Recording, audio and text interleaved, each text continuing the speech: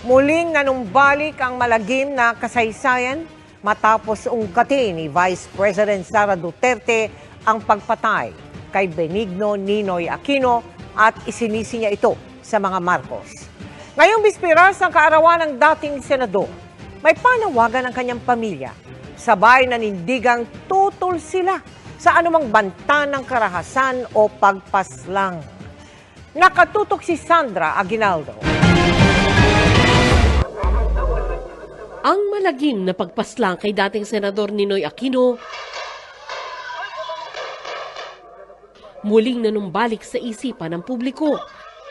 Matapos ungkatin ni Vice President Sara Duterte sa banggaan nila ngayon ni Pangulong Bongbong Marcos. Pumalag nga yung buong bayan nung pinatay ng pamilya nila si Benigno Aquino Jr. Si VP Sara direktang inakusahan ng pamilya Marcos na nasa likod daw ng pagpaslang kay Ninoy. Kasaysayan raw ang kanyang patunay ng kakayahan ng pamilya Marcos kaya nababahala siya sa kanyang seguridad. The playbook, remember, they are known for political persecution. They suppress and oppress opposition. And then somebody was assassinated on the airport tarmac.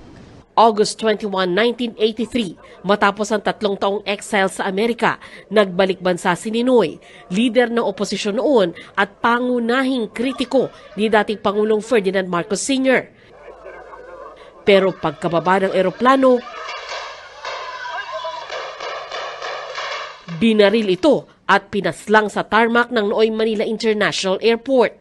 Mabilis noong itinanggi ni Marcos Sr. ang aligasyong siya ang nagpapatay kay Ninoy. Matapos ang mahigit 100 sesyon at makinig sa halos 200 saksi, lumabas sa investigasyon ng Agrava Fact-Finding Board na military conspiracy ang nangyari. Sangkot daw sa pagpatay sina nooy AFP Chief Fabian Ver na pinsan ni Marcos Sr., Brigadier General Luther Custodio at Major General Prospero Olivas at iba pa. Kinasuhan sila noon sa Sandigan Bayan ngunit inakwit noong 1985.